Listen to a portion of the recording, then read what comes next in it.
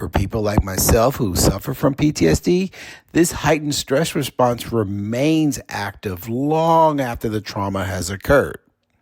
So as a result, the brain stays stuck in a cycle of perceiving danger, even in objectively safe situations that most may assume. Okay, let's go.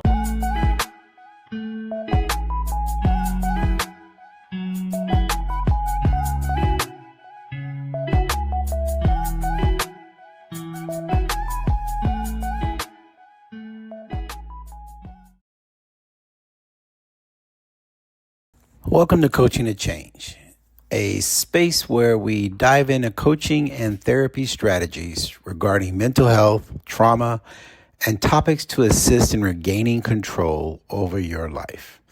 I am your host, Dr. Aaron P. Bryant. On today's podcast, we are going to basically explore something called hypervigilance, a hallmark of symptoms that relates to post-traumatic stress disorder. And I've said this before, PTSD is another term for it.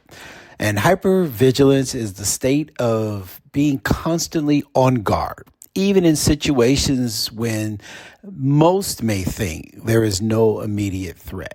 As a veteran that has been in very hostile situations, this is something that I personally struggle with on a regular basis.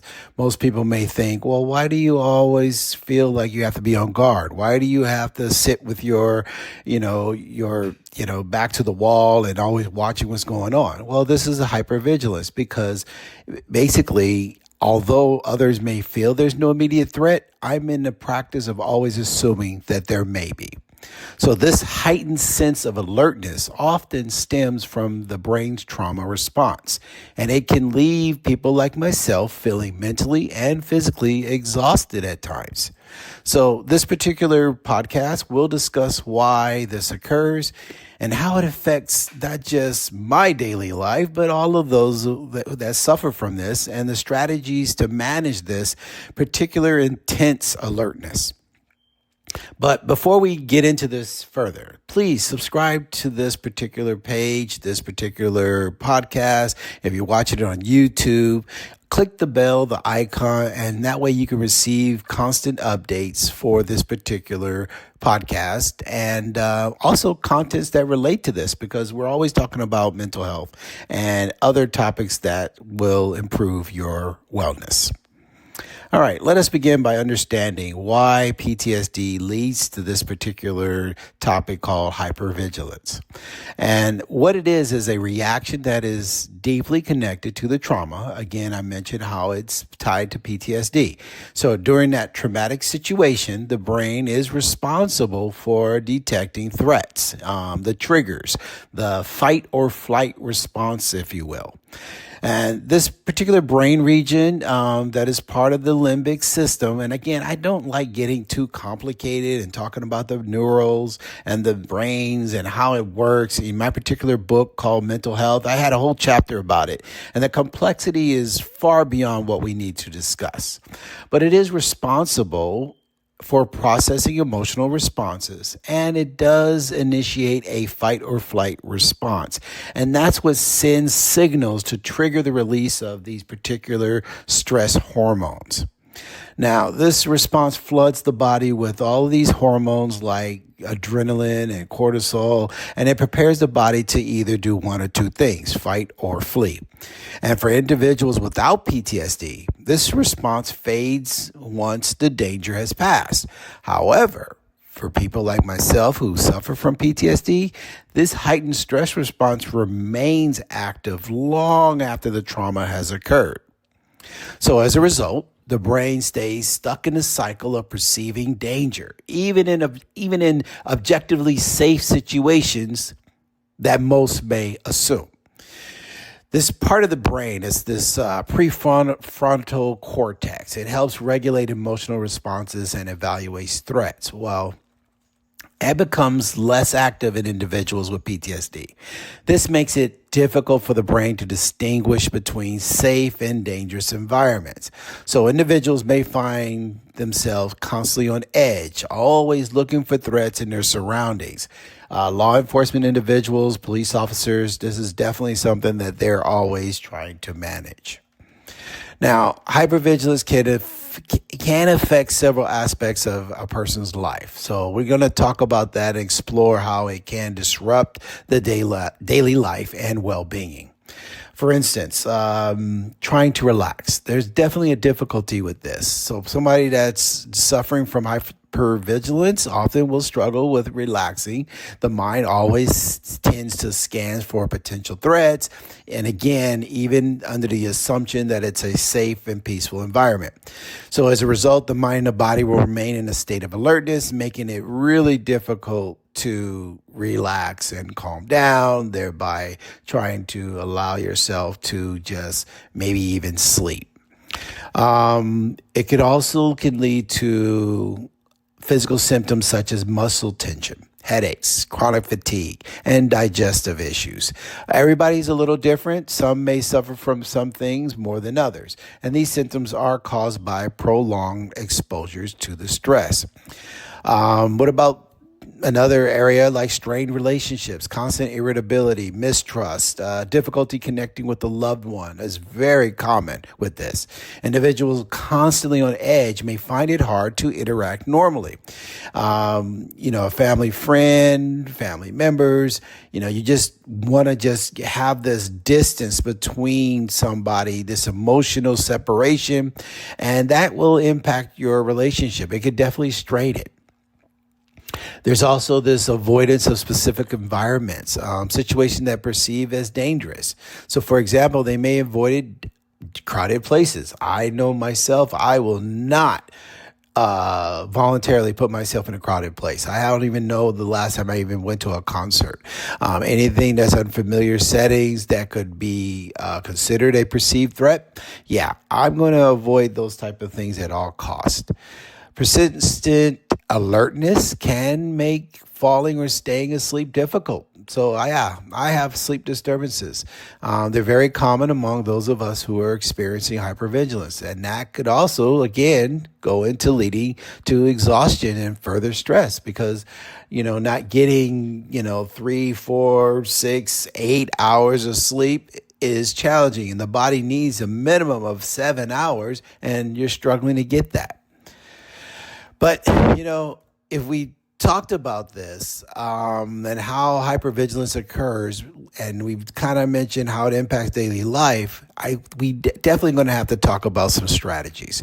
I'm not going to just tell you about the bad things. Let's figure out how we can overcome this, how we can manage it, being able to deal with this state of alertness. So let's talk about something that's pretty common and very easy to apply, and that's grounding exercises.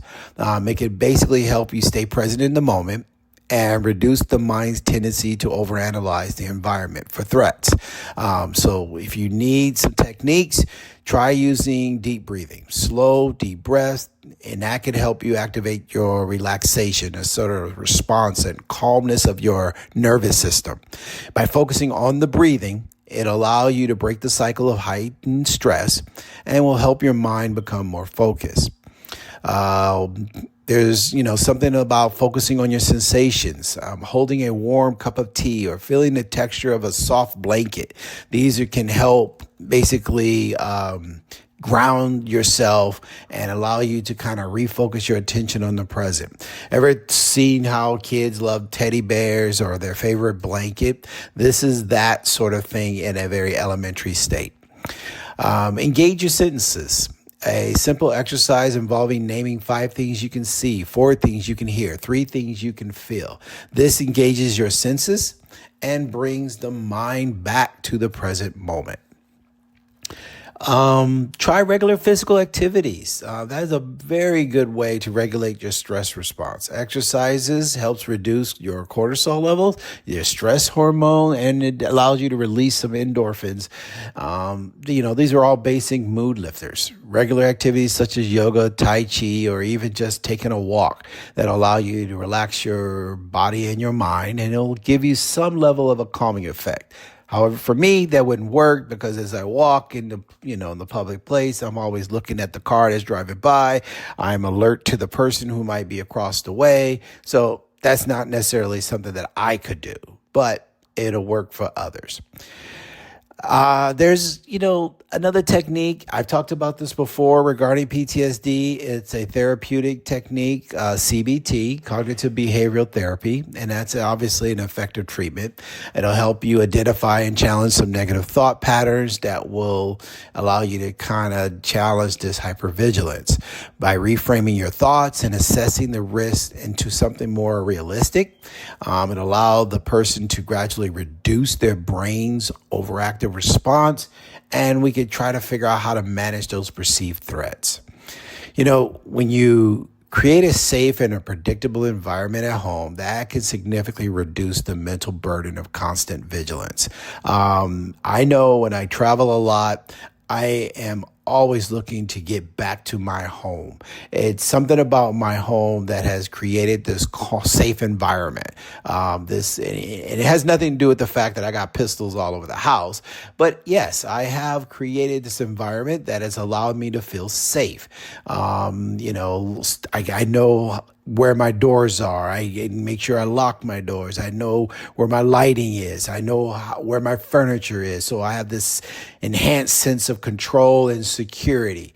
When a person feels safe in their environment, they feel, less of the need to be on high alert. Even in the darkness, I can maneuver my way around my home because I know my home, and that definitely helps. Also, you have mindfulness and meditation. Trying to do this on a regular basis can help refrain the brain to stay in the present moment rather than constantly anticipating future threats. Meditation helps to calm an overactive stress response and allows the brain to reset. Mindfulness exercises such as focusing on breathing can help you reduce that and improve your own well-being. Finding, when you're dealing with the hypervigilance and PTSD, the world in itself can feel like a threatening place. I deal with this regularly, and each time I come back to the USA from my travels, all of a sudden I feel like I'm right back to this threatening environment. And it's not necessarily because of my trauma as occurred here. It's just the culture of people that I have to deal with brings that back to my memory. But understanding the roots and employing strategies to manage it can bring some sense of peace. So recovery from this hypervigilance is not about eliminating the trauma, but learning to live beyond it. So I have to return to the USA. I have to live in my home. So I have to come up with strategies to manage it. So by seeking support, practicing ground techniques, considering professional therapy, a person can definitely regain control of their lives and find moments of calmness amongst those challenges. So just remember, recovery is a journey, and every step you take, no matter how small, brings you closer to living a life that can be somewhat peaceful and definitely give you some level of empowerment. So keep these in mind, and hopefully this will work for you. Thank you for joining me today on Coaching to Change. I hope this video, this podcast, if you're streaming and listening, I hope this works for you. Give it a thumbs up, subscribe, and share it with someone else who might benefit from this message. Remember, healing is definitely a journey, and each step that you take is going to get you closer to what you want to accomplish. And always know that someone is always listening. Although that someone is not only myself, because I'm always going to be here. But look to your left, look to your right, find out who cares about you, and know that they're always going to be there, so you never have to make some ultimate decision alone. Thank you for listening. My name is Dr. Aaron P. Bryant. I appreciate you, and I hope to be back again. Take care.